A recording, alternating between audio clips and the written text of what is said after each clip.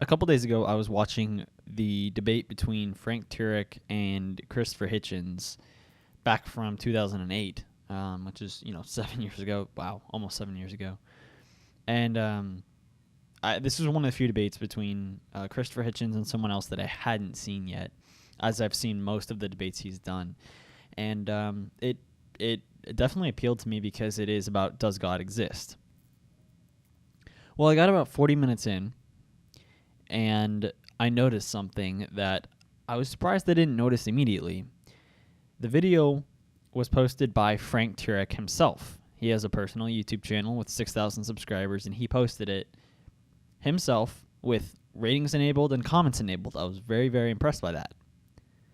But the first thing I wanted to check was, if he posted it, what did he put in the description? Now, before I go any further, you should note that 95% of the people in the comments, I think maybe 100%, I'm not sure, say that Christopher Hitchens blew Frank Turek out of the water. That's my personal opinion too. I was going in this unbiased, and I was hoping that Frank Turek would be able to provide some good arguments, and he was not able to do so.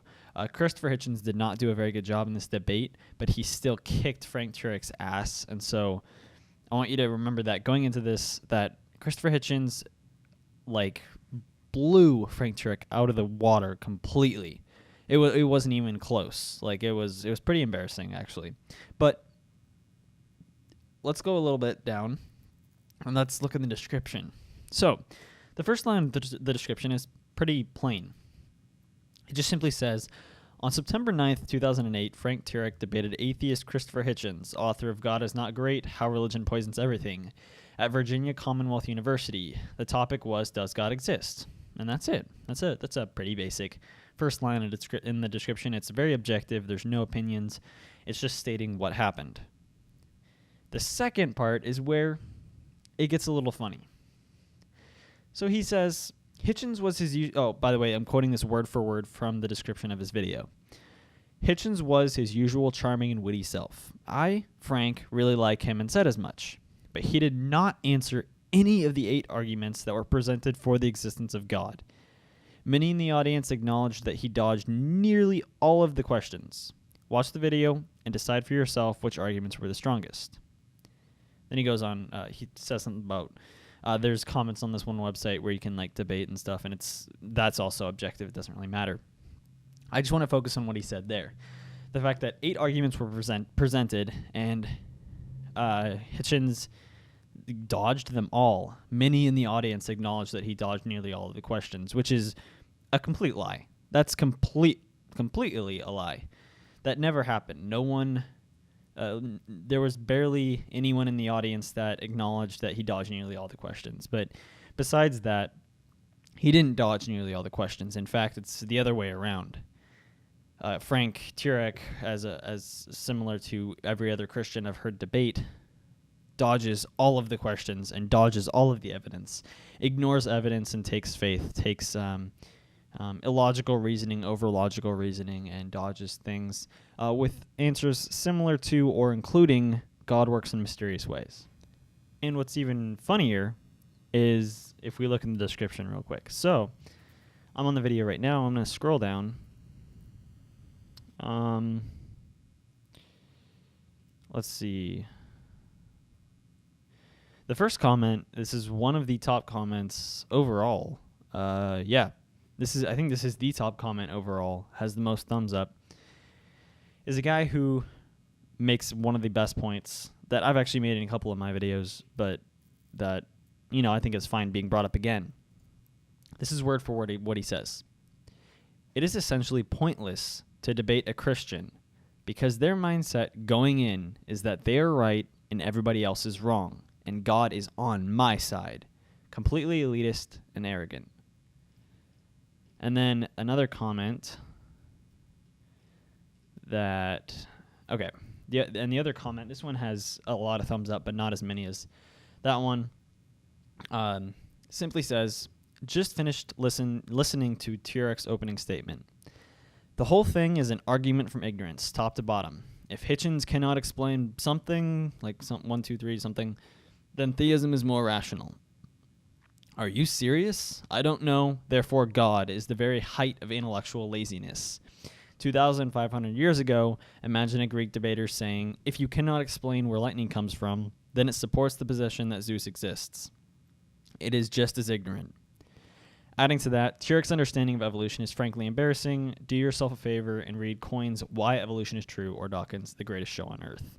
And these comments sum it up perfectly. They sum up everything I would want to say about this debate very, very well, because they touch on the fact that the things that are being argued by both sides are very, very different things.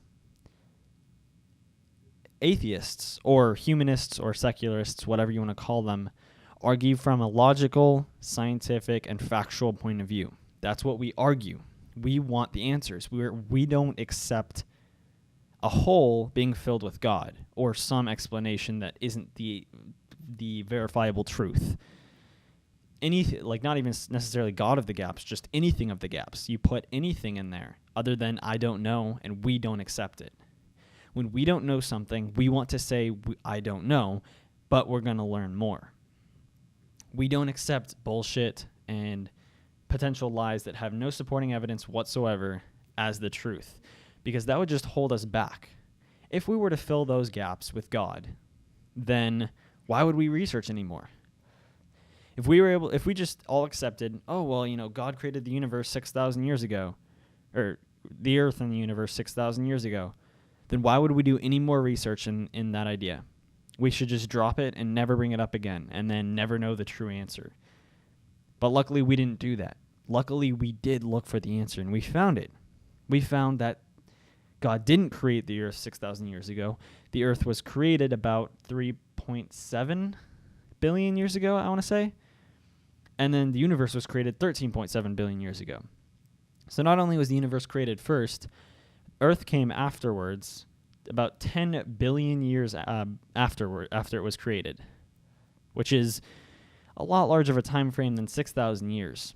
We also can verify that God didn't create the universe, that the Big Bang created the universe. And then that brings up, the shifting God of the gaps. Well, now that God has shifted to what came before the Big Bang, to the few people, the people who accept evolution and accept the Big Bang, along with their religion, which is utterly ridiculous if you ask me. And then they pose it further. They posit what comes before the Big Bang. And so they're just shifting the God of the gaps to cover something that we don't know. Argument from ignorance. Best way to put it. Because even more so, let's say that it was a true argument. Argument from ignorance was a true argument that had backing and it actually made sense, and somehow it proved that a God exists. How does it prove that your God exists? Your God has just as much evidence for it as any other God that has ever existed, including Zeus. Yes, a Greek mythology god, a mythological god, has just as much evidence as your God. Just as much logical reasoning to believe in that as your God. So why is it your God that automatically comes out on top? This is what baffles me about creationists, is they say, you can't trust historical science. We don't know how old the earth is. Well, if that's the case, how do we know that your God is the one that did it? How? There's no evidence for it. So it's either you reject our scientific evidence and replace it with your faith with no evidence and expect it to be taken as truth. That is pretty much the definition of mental insanity in my eyes. Because we need scientific proof for anything to be taught as truth. We're not going to teach something as truth unless we can scientifically verify that it's either logical or factual. Otherwise, things like creationism would be taught in public schools, which would be incredibly wrong, horrible. It would be deplorable if we taught creationism in public schools. Save that for your crappy private schools. And even then, I don't think that it should be taught there. I think it should be taught evenly that evolution is a fact. You should teach that evolution is a fact, but then teach about creationism and just say this is what some people believe, despite there not being any evidence whatsoever.